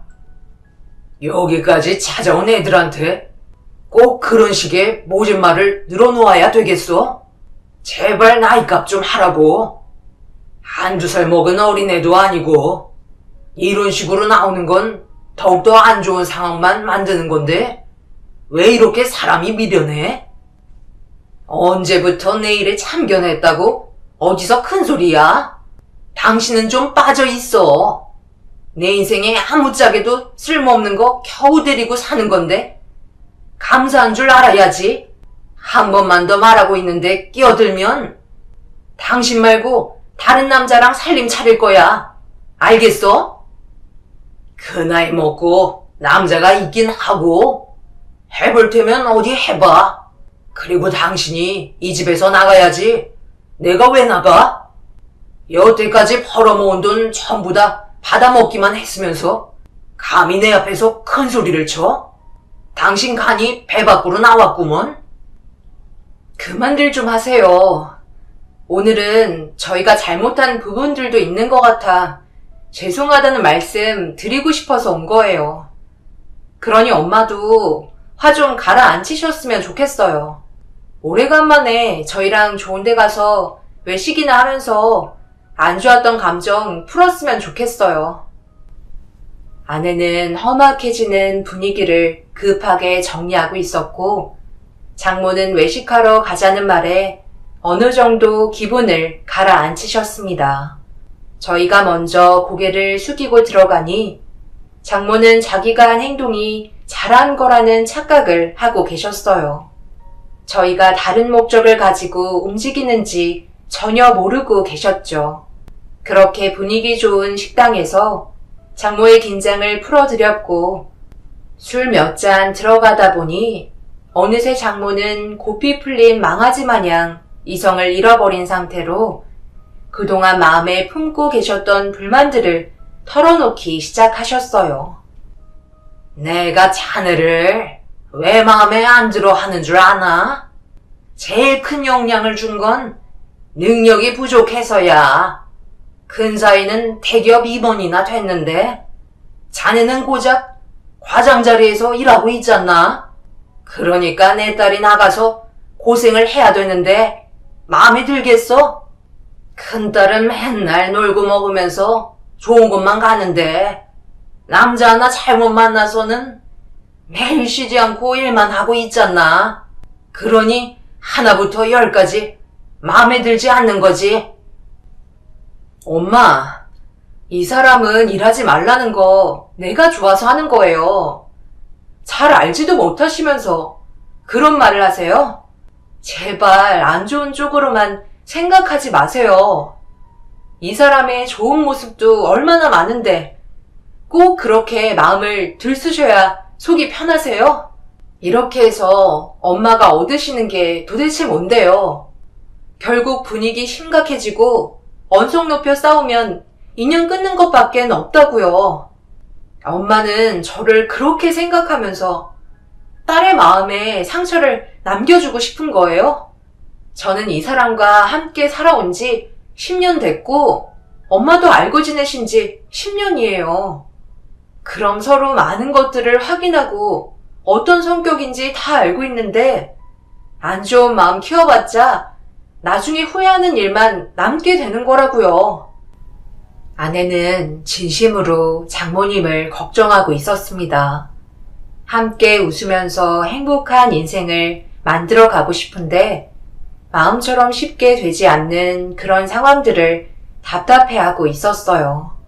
그렇게 한참 동안 장모와 아내가 대화를 주고받고 있을 때 테이블에 올려져 있는 핸드폰이 눈에 들어왔고 장모님은 술이 좀 과하셨는지 화장실 좀 다녀오겠다며 자리에서 일어나셨습니다. 그리고 저는 장인어른과 이런저런 대화를 하고 있는 사이 아내가 장모님의 핸드폰을 자신의 가방에 넣었고 그렇게 한참 동안 시간을 보낸 뒤 만취가 된 장모님을 집에까지 바래다 드렸습니다. 장인어른은 너무 걱정하지 말라며 돌아오는 주말에 또 얼굴 보자고 제 어깨를 툭툭 치며 위로해 주셨습니다.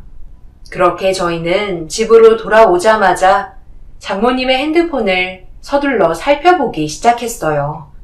워낙 성격이 급하신 분이라 핸드폰 비밀번호는 설정해 두지 않으셨는데 한참 동안 살펴봐도 딱히 발견될 만한 증거물은 찾지 못했고 제가 그때 수산시장에서 본 장모님의 모습은 다른 사람일지도 모른다고 생각하려던 그 순간 장모님의 핸드폰에 전화가 오기 시작했고 저희는 떨리는 손으로 전화를 받았습니다. 그런데 그 전화는 제가 허락을 해야 통화가 되는 수신자 부담 전화였어요. 알 수 없는 목소리로 장모님의 이름을 부르시길래 도대체 어떤 사람인지 알고 싶어 전화를 연결했습니다. 오늘따라 당신이 너무 그리워서 잠이 오질 않는데 우리 언제 다시 만날 수 있는 거야? 저녁에는 전화하지 말라고 얘기했지만 내 감정을 더 이상 숨기기 힘들 것 같아. 그래서 이 시간에 전화했는데 괜찮은 거지? 우리 다시 시작하면 되잖아. 어려운 것 하나 없어. 당신도 그 집에서 살고 있는 거 힘들다며. 그럼 나랑 남은 인생 행복하게 살면 되는 건데 무슨 고민이 더 필요해? 예전으로 다시 돌아가자고. 그때는 서로 어렵고 힘들었지만 지금은 전혀 그렇지 않잖아. 내가 뒤에서 다 해결해 줄 테니 더 이상 고민하지 말고 우리 집에 들어와서 함께 살아보자. 우리한테도 기회는 줘야 할 거 아니야. 언제까지 당신 아들 기다리게 만들 건데? 세월이 얼마나 많이 흘렀는데 그 시간 동안 당신 아들이 겪었던 아픔 그 누구도 알지 못해. 그러니까 당신이 옆에서 그동안 힘들었던 거 위로해 줬으면 좋겠어. 저번에 우리 바닷가에 여행 갔을 때 내 아들과 함께 시간 보내줬잖아. 그때가 너무 좋았는지 집에 와서도 엄마와 함께 할 수 있었던 그때의 시간을 지금까지 얘기하고 있는데 두 번의 아픔은 주지 않을 거지? 이제 그 집은 정리하고 우리에게도 기회를 줬으면 좋겠어. 당신 그때 우리 아들 버리고 그 사람한테 간 거 내가 능력이 부족해서였잖아. 나는 가난했었고 그 사람은 부자였으니까. 그런데 지금은 상황이 달라지지 않았어? 재산은 내가 더 많다고. 평생 누리면서 살게 해줄 테니까 내 아들 소원 하나 들어줬으면 좋겠네. 그게 내 평생 꿈이야. 통화가 시작되는 동시에 아내는 증거물을 남기기 위해 녹음을 하고 있었는데 말도 안 되는 장모의 과거에 저와 아내는 충격을 받고 말았어요. 그분은 마지막으로 약속 장소를 얘기하기 시작했고 아무 말이 없자 기다리겠다며 전화를 끊었습니다. 엄청난 진실이 드러나 버려서 저희는 아무 말도 하지 못하고 있었어요. 아내는 핸드폰을 다시 살펴보기 시작했고 최근 전화 목록을 다시 보니 전부 다 수신자 부담 전화 목록이었습니다. 저희는 콜센터 같은 전화번호인 줄 알았지 이런 식으로 흔적을 남기지 않기 위해 콜렉트 콜이라는 전화번호를 사용하고 계실 거라곤 전혀 생각하지 못하고 있었죠. 저희는 고민할 것도 없었어요. 장모님의 과거의 남자를 만나기 위해 약속 장소로 나갔는데 정말 전화로 말했던 장소와 위치에서 장모님을 기다리고 계셨습니다. 그리고 노인 옆에는 꽤 나이가 많아 보이는 또 다른 남자가 서 있었고 확실하게 알 수 있었어요. 제가 수산시장에서 봤던 건 바람 피우고 있던 남자가 장모님의 아들이었네요. 저희는 결국 그분들 앞에 다가갔어요. 그리고 대화를 이어나가기 시작했고 아내가 딸이라는 걸 알고 나서 잠깐 당황스러워했지만 아내가 장모님이 집에서 기다리고 계시다며 그 사람들을 처가댁으로 안내했어요. 그건 저와 상의하지 않았던 돌발 행동이었죠. 화가 많이 난 듯한 얼굴인 걸 알 수 있었지만 침착하게 아내의 행동을 지켜볼 수밖에 없었습니다. 너무 오랜 기간 장모님은 이 사실들을 숨겨왔었기 때문에 용서해드리기는 솔직히 너무 어려웠어요. 그렇게 처갓댁에 도착을 하니 차에서 내린 저희를 발견하자마자 장모는 잃어버린 핸드폰의 행방을 물어보기 시작하셨고 얼굴 표정은 당황해하고 계셨습니다. 그런데 그 순간 저희를 따라오던 차에서 장모님의 과거의 남자와 아들이 걸어오기 시작했어요. 갑자기 연락도 없이 무슨 일이야? 저 사람들은 누구고? 못 보던 분들인데? 차 사고라도 난 거야? 엄마, 지금 어딜 도망가시려는 거예요? 과거의 잘못된 일들을 언제까지 숨길 수 있을 거라 생각하셨어요? 이분들, 엄마가 아빠 만나기 전에 먼저 가족을 꾸리며 살고 계셨던 분들이셨어요. 아빠가 재산이 많았다는 이유 하나로 본 남편을 버리고 아빠한테 간 거라고요. 애까지 가졌으면서 어떻게 그런 행동을 하실 수 있는 거죠? 이러면서 저희한테 막대하셨어요? 엄마는 어떻게 한평생 저희를 힘들게만 하시는 거예요? 아빠, 이게 어제 저분이 엄마한테 전화로 말씀하셨던 내용이에요.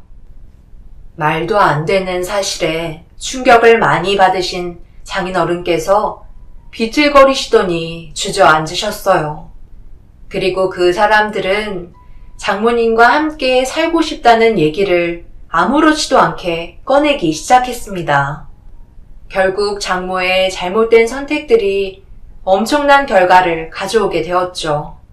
이런 사실에 분노하신 장인어른께서 장모의 뺨에 손을 올려 붙였고 결국 두 분은 이혼을 하게 되셨습니다.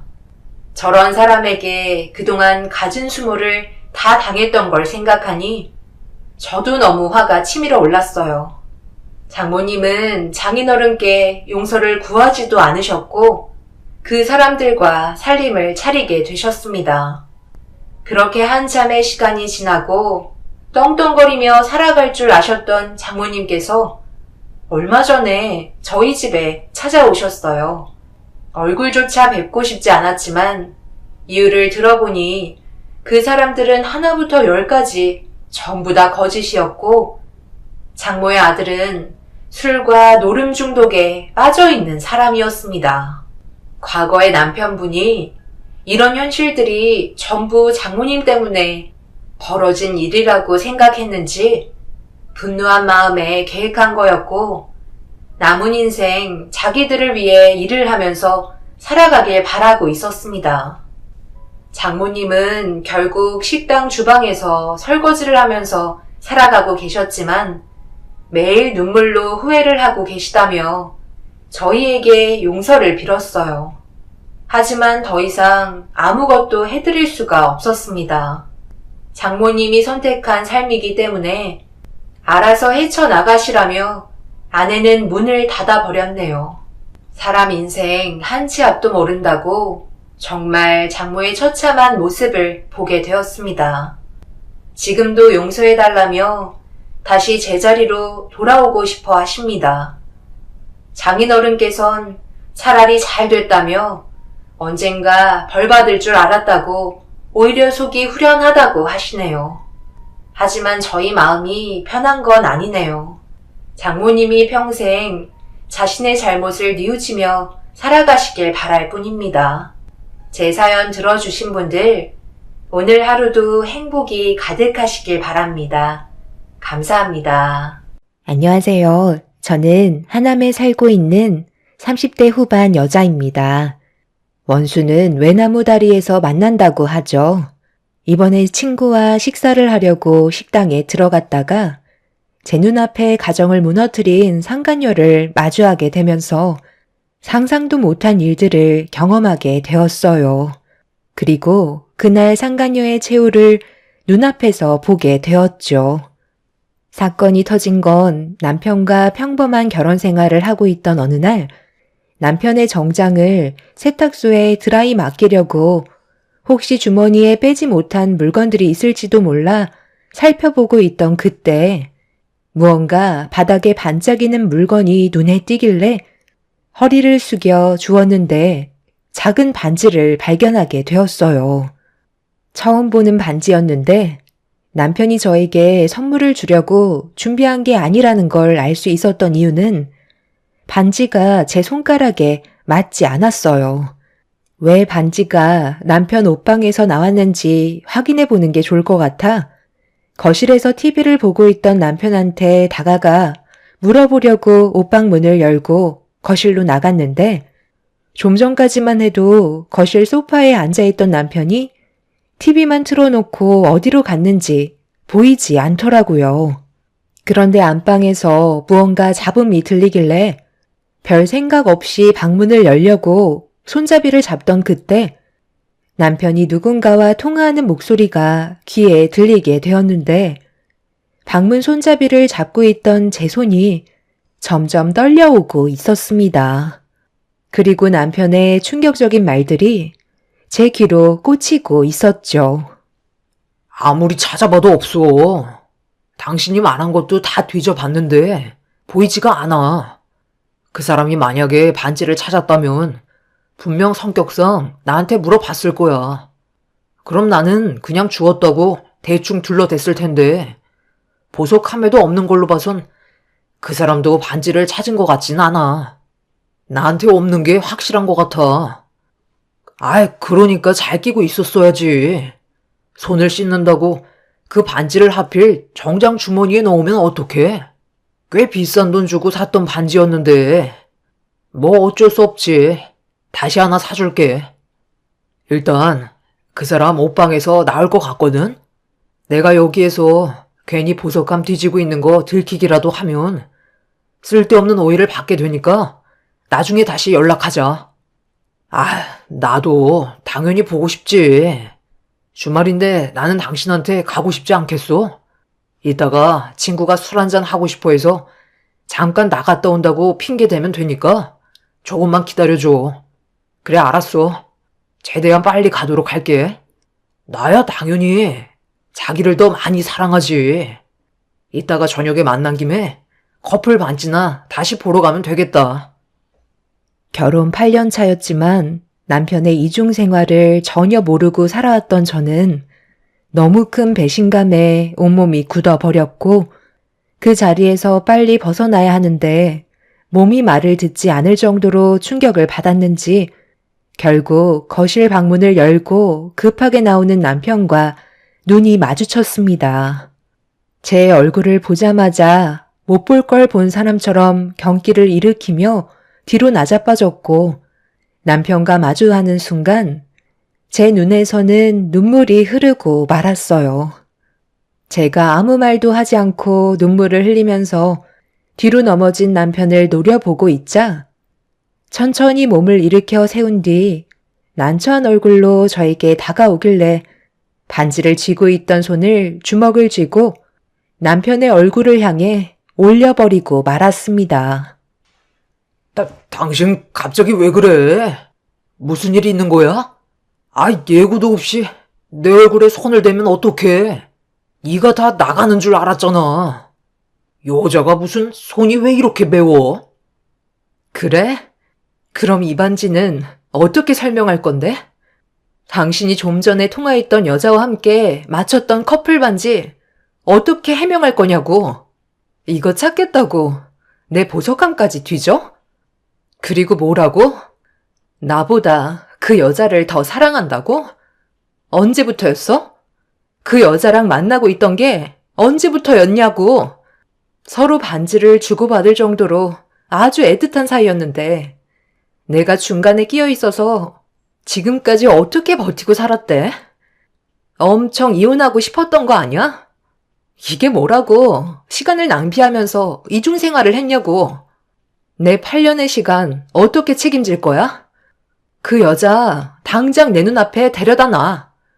왜 말을 못해? 당신이 계획했던 것과는 다른 전개로 흘러가서 당황했니? 그 반지는 말 그대로 커플 반지야. 그냥 연애만 하는 사이라고. 그 이상도 아니야. 당신과는 전혀 다른 존재의 여자라는 거야. 그냥 내 인생의 기분 전환용이라고 생각하면 된다고.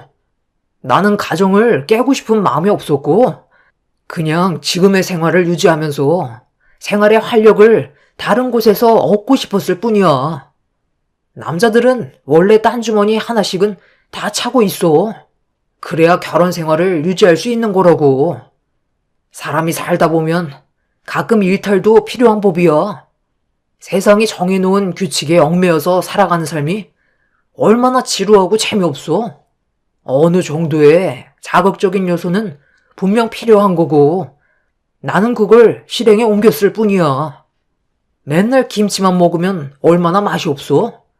가끔 기분 전환 겸 외식도 하잖아. 그것처럼 나 또한 당신한테 얻지 못하는 걸 그 여자한테 채우고 있는 거야. 가정은 깨고 싶지 않고 새로운 연애는 하고 싶은데 어떡해? 그래서 8년의 결혼 생활 동안 단 한 번도 당신한테 걸리지 않았던 거야. 나는 원래 철저한 사람이거든. 그럼 나랑 결혼하고 그 여자랑 8년의 시간 동안 따로 연애하면서 만나고 있었던 거야? 5살 된 당신 아들 앞에서 부끄럽지도 않니? 정말 정신 나갔구나. 무슨 연애를 8년이나 만나? 그건 결혼 생활하는 거나 마찬가지잖아. 8년 동안 수도 없는 여자들과 만나왔었지. 어차피 이렇게 된 거 솔직하게 얘기하는 거야. 당신이랑 함께 살면서 지금까지 수십 명은 만난 것 같은데 지금 만나고 있는 그 여자와는 꽤 잘 맞아서 제일 오래 만나긴 했네. 한 3년 정도 됐어. 나는 당신을 사랑하고 있는 지금의 내 마음 조금도 변하지 않았어. 그러니 지금 생활 그대로 유지하도록 하자. 당신은 지금까지 결혼 생활 충분히 만족하면서 지내고 있었잖아. 방금 일어난 일들은 그냥 꿈 꿨다 생각하고 머릿속에서 잊어버려. 내가 좀 더 당신한테 관심 가져주고 앞으로 좀 더 사랑을 줄 테니까 지금 우리의 관계 무너뜨리지 말자. 행복을 유지하는 건 별거 없어. 알아도 모르는 척 사는 게 제일인 거야. 안 좋은 결과를 가져오고 우리가 이혼해봤자 좋아질 건 아무것도 없다고. 이제 5살밖에 안 된 민준이가 우리 이혼하면 얼마나 마음이 아프겠어. 나는 당신이 현명하게 생각해줬으면 좋겠어. 난 당신 믿어. 알지? 남편은 이기적인 것도 모자라 자기 합리화를 시키며 이혼을 하면 제가 손해본다는 식으로 설명하고 있었습니다. 너무 화가 난 저는 결혼 이후 처음으로 남편을 밀치고 얼굴에 손을 올리면서 인생 최악의 순간을 맞이하고 있었죠. 8년의 결혼 생활 동안 저희 부부는 남들과는 다르다고 생각했었어요. 잠깐 주위를 살펴보더라도 바람 때문에 이혼하는 가정들이 꽤 있었는데 저희 부부는 절대 그런 일이 없을 거라는 착각 속에 빠져 살아왔던 거였죠. 그날 평생 동안 흘릴 눈물을 전부 다 쏟아내었고 남편은 그런 저를 보면서 지금의 가정을 깨서 아이한테 아픔을 주지 말라며 이런 와중에 상간녀와 만나기로 한 약속에 늦겠다며 준비를 하고 있었습니다. 그 사람은 정말 안 되겠다 싶었고 결혼하고 나서 처음으로 이혼을 결심하게 되었습니다. 상간녀에게 가기 위해 급하게 현관문을 나서려는 남편에게 그녀에게 가는 순간 무조건 이혼이라고 얘기했지만 남편은 이미 귀를 닫았는지 더 이상 아무 말도 하지 않았어요. 결국 이 문제로 저희 부부는 위기가 찾아오게 되었고 양가 집안에서는 남편의 충격적인 행동 때문에 휘청거릴 정도로 난리가 나고 말았습니다.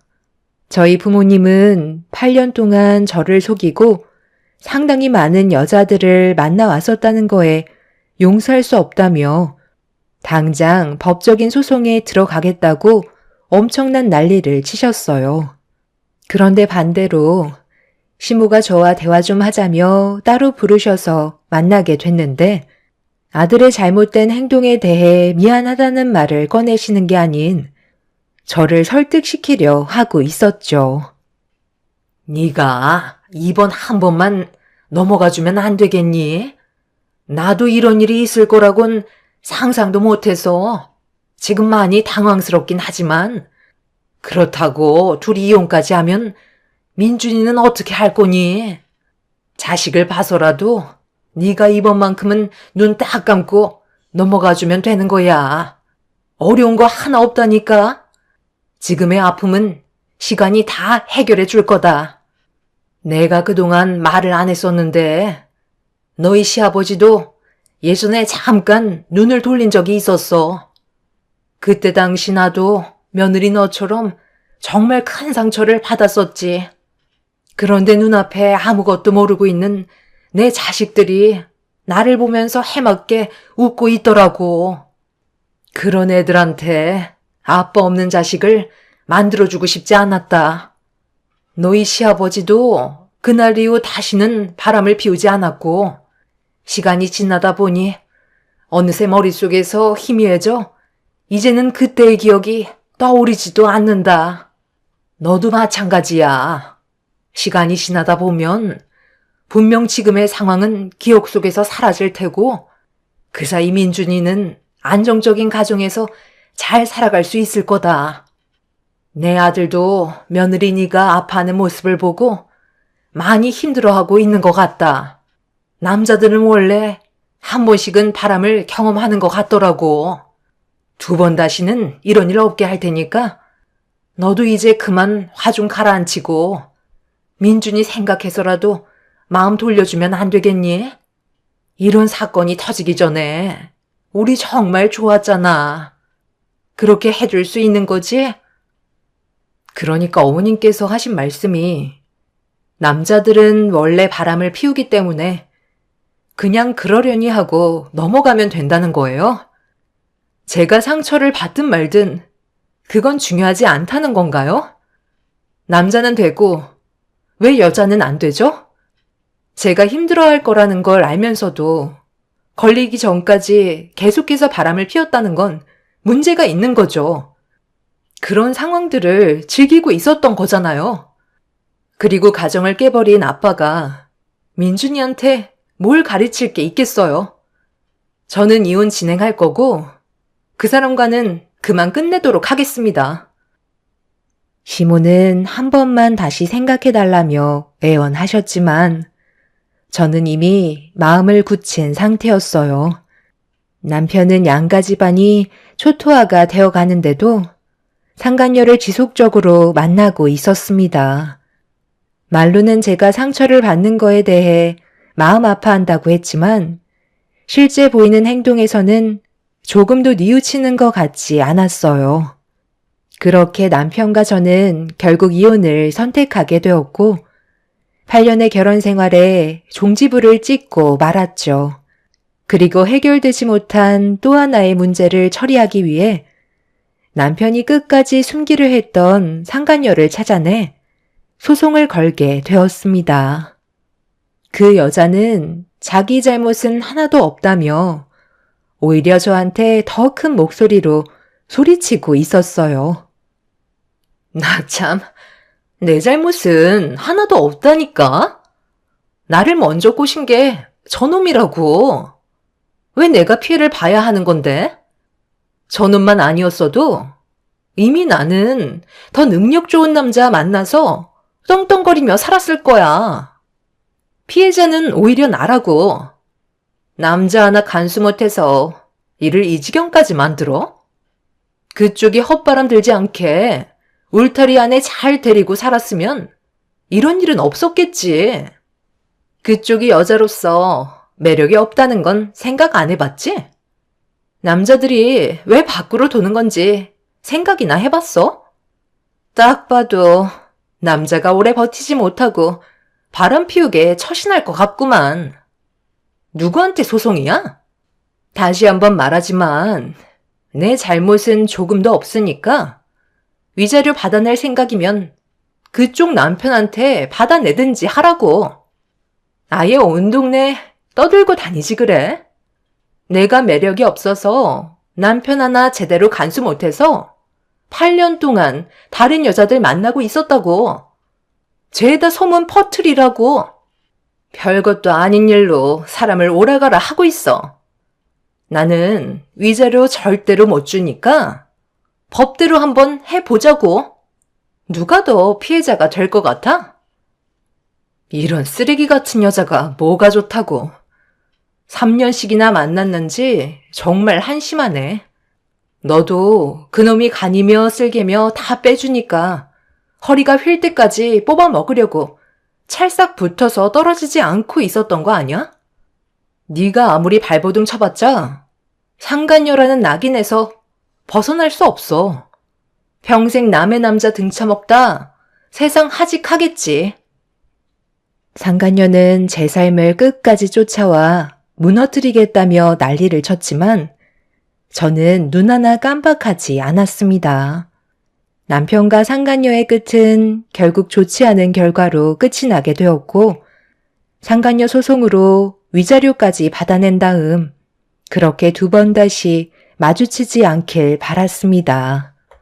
제 아이와 단둘이 살아가는 것도 나쁘지 않았어요. 남편한테 신경 쓸 시간이 줄어들어 아이한테 좀 더 많은 시간을 쏟을 수 있었고 앞으로의 삶은 행복만 가득하길 바랐습니다. 그런데 남편과 이혼을 하고 어느 정도의 시간이 지나면서부터 순식간에 바뀌어버린 삶들이 피부로 와닿으면서 우울증도 같이 오고 말았죠. 정신적인 충격이 너무나도 컸기 때문에 제대로 된 삶을 찾기란 쉽지 않았어요. 그렇게 새로운 인생을 만들어 가던 어느 날 친구한테 전화가 왔어요. 제가 어떤 상황에 처해 있었는지 전부 다 알고 있었기 때문에 걱정되는 마음에 전화를 한 거였죠.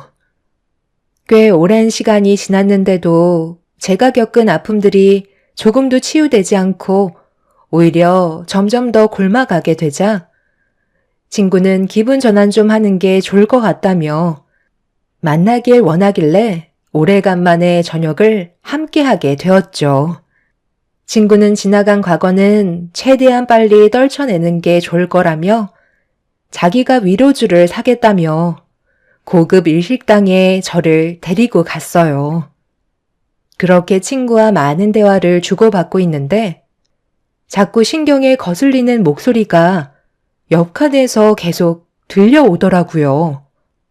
점점 심기가 불편해질 정도로 한 여자의 목소리에 기분이 안 좋아지고 있던 순간 아주 잠깐 잊고 있었던 목소리의 여자가 누군지 떠오르게 되었고 생생하게 기억하고 있는 말투가 상간녀라는 걸 확실하게 알 수 있었습니다. 친구한테는 잠깐 화장실 좀 다녀오겠다며 옆칸에서 화기애애한 목소리가 들리는 상견례장을 주시하고 있는데 종업원이 음식을 가지고 식당으로 들어갈 때 그 문틈 사이로 상견례장 안에 사람들을 확인해 본 순간 저희 가정을 무너뜨렸던 상간녀가 눈웃음을 치고 있는 모습을 볼 수 있었습니다.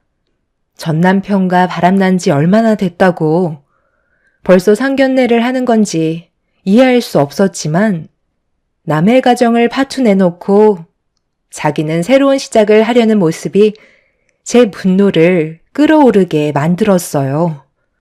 그래서 어떻게 하면 상간녀를 무너뜨릴 수 있을지 머리를 굴리고 있었는데 그 순간 상견례 중이던 상간녀의 예비 시모가 전화를 받으면서 화장실로 걸어가고 있었습니다. 저는 그 뒤를 조심스럽게 밟았고 볼일을 보러 들어가신 사이 저는 세면대에서 손을 씻으면서 기회를 엿보고 있었죠. 볼일을 마친 상간녀의 시모가 세면대에 핸드폰을 올려놓고 손을 씻는 순간 제가 들고 있던 가방을 그분의 옆으로 떨어뜨렸고 제가 놀라면서 물건을 줍기 시작하자 그분도 바닥에 떨어진 물건을 같이 주워 주셨어요. 저는 그 사이 저와 투명 케이스까지 똑같은 핸드폰을 사용하고 계신 그분의 핸드폰을 제 걸로 바꿔치기 했고 가방에 물건을 다 주워주신 그분은 아무것도 모른 채 핸드폰을 들고 다시 상견례 장으로 들어가셨어요. 그렇게 화기애애한 분위기 속에서 대화를 주고받으며 성공적인 결혼을 준비하려는 상간녀의 집안을 무너뜨리기 위해 제 전화를 가져가신 상간녀의 시모에게 전화를 걸었습니다. 상견례장 안에서 제 전화를 조용하게 받으신 그분에게 그동안 제가 겪었던 일들에 대해 전부 설명하는 것보다는 핸드폰 속의 영상을 확인해 보시길 부탁했어요. 그분은 핸드폰이 바뀌었다는 걸 알아채셨는지 자리에서 벌떡 일어나 저에게 화를 내며 누구냐고 소리를 지르시길래 제 핸드폰에 들어있던 동영상을 확인해 보면 알 수 있을 거라며 그분이 제 말에 움직일 수 있도록 영상을 확인하시면 핸드폰을 돌려드리겠다고 유도를 하게 되었죠. 그리고 잠시 뒤 그분은 핸드폰의 영상을 그 자리에서 재생을 시켰고 충격적인 장면들을 확인했는지 정적이 흐르고 있었습니다. 너는 나랑 결혼할 생각 없다며. 그건 나도 마찬가지니까 서로 이득만 채워주면 되는 거잖아. 나는 너랑 연애를 하고 싶은 거지. 결혼은 하고 싶지 않아. 그건 나도 마찬가지야. 태우 씨랑은 연애가 적합한 것 같아. 그리고 태우 씨는 이미 결혼 한번 해봤잖아? 나는 결혼 안 한 사람이랑 만날 거야. 태우 씨 말고 다른 사람과도 만나고 있었는데 조만간 결혼 얘기가 나올 것 같아. 만약 결혼하게 되면 와줄 수 있는 거지? 그리고 우리 만남은 결혼 후에도 계속 이어질 수 있는 거잖아. 그런데 태우 씨 와이프가 우리 사이 알아버렸는데 이렇게 그냥 나와도 괜찮겠어?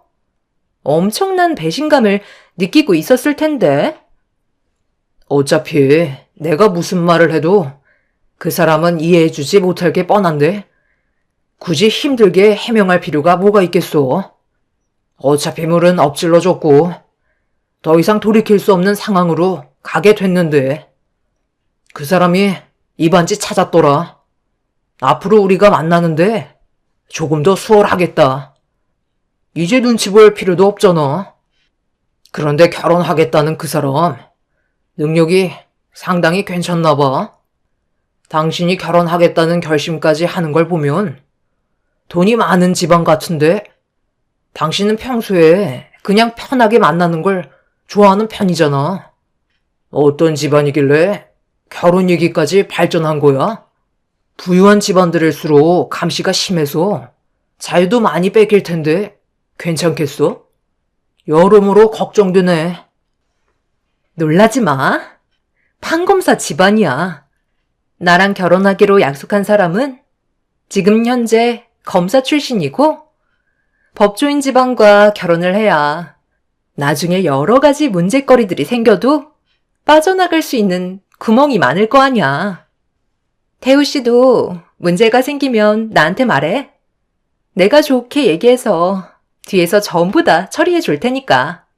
내가 왜 결혼을 결심했겠어? 이번에 제대로 물은 만큼 절대 놓치고 싶지 않아. 그 집안들 공부만 해와서 그런지 여자를 너무 모르더라고. 내가 꼬리 한번 치면 그냥 나가 떨어진다니까. 상견례장에서 울려 퍼진 남편과 상간녀의 대화에 판검사 집안 식구들은 상당히 놀란 듯 목소리가 점점 커지고 있었습니다.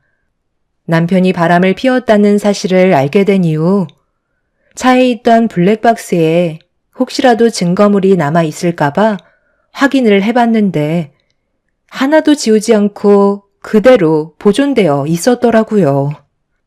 그만큼 남편은 상간녀를 만나고 있던 거에 대해 떳떳하다고 생각했었는지 신경을 쓰고 있지 않았었죠. 상간녀의 시모는 제 핸드폰에 있던 영상 몇 개를 더 확인하게 되었고 잠시 뒤 상견례장 안에서는 엄청난 폭풍이 휘몰아치기 시작했어요. 판검사 집안 사람들은 상간녀의 대범한 행동들에 대해 절대로 용서할 수 없다며 분노했고, 상간녀는 이미 헤어진 상태라면서 지금은 다른 남자는 절대 만나지 않는다고 위기에 몰린 상황을 빠져나가려 애쓰고 있었습니다. 정말이에요. 믿어주세요. 지금 만나는 사람 단 한 명도 없어요.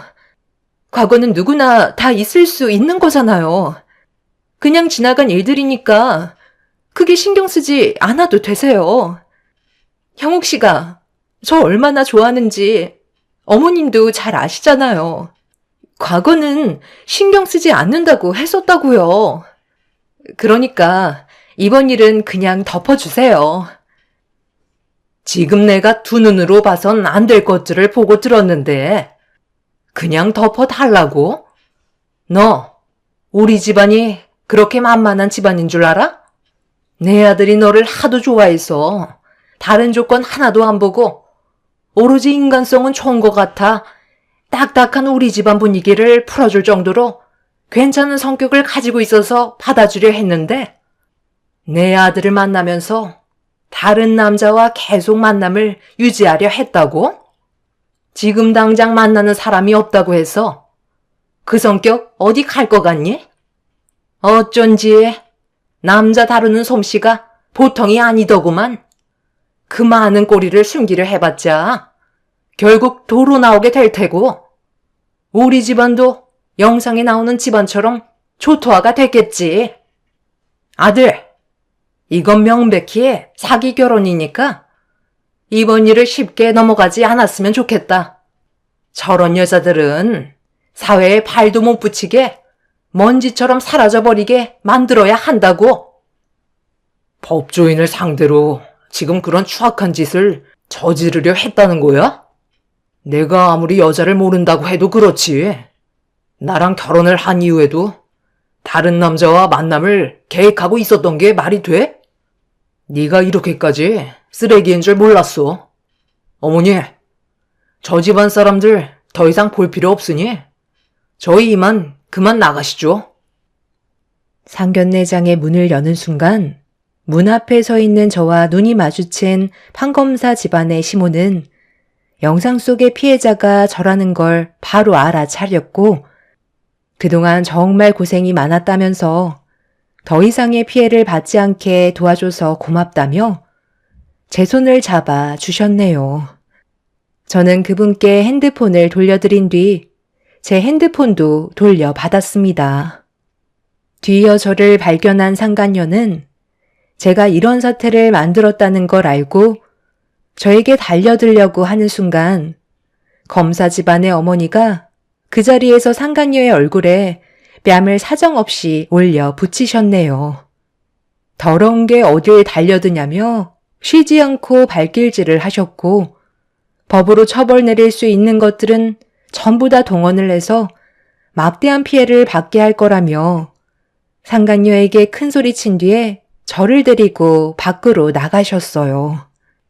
친구는 화장실을 가겠다고 했던 제가 상간녀에게 복수를 하는 모습을 보고 놀랐는지 저에게 달려와 상간녀 집안에게 또 다른 피해를 받게 될까봐 밖으로 나온 저보고 다른 곳으로 서둘러 장소를 옮기길 원하길래 친구의 뒤를 따라가려 하는데 판검사 집안의 어머니께서 저에게 명함 하나를 주시더니 상간녀에게 혹시 모를 피해를 받게 되기라도 한다면 전화 달라며 상간녀의 집안에 더 큰 피해를 주겠다고 저에게 도움을 주려 하셨어요.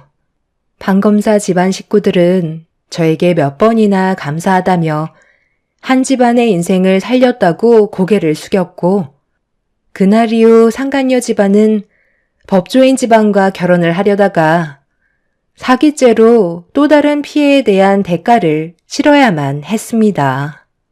저에게 조금이라도 피해를 주게 된다면 앞으로의 인생 더욱더 힘들어질 거라고 확실하게 못을 받게 되자 저에게는 아예 접근조차 하지 못하고 있는 상태입니다. 그때의 일로 인해 과거에 받았던 상처가 조금이라도 씻어내려가면서 지금 현재 저는 우울증에서 어느 정도 벗어난 상태입니다.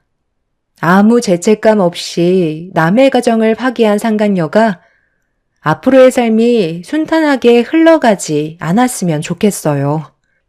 그리고 최근에 전 남편의 소식을 듣게 됐는데 다른 집안의 여자를 건드렸다가 그 집안 남편한테 걸려서 도망치다가 교통사고가 나면서 한쪽 다리를 잃게 됐다는 말을 듣게 되었어요.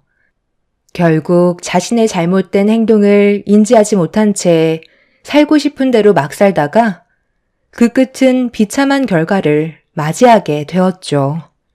두 사람의 불행이 저에게 행복을 가져오게 될 줄 몰랐는데 지금은 웃으면서 생활할 수 있을 정도로 몸 상태가 많이 좋아졌어요. 앞으로 저희 가족이 불행이 아닌 행복만 가득했으면 좋겠습니다. 여러분들의 가정에도 언제나 축복이 함께 하시길 바라며 제 사연을 마치겠습니다. 감사합니다.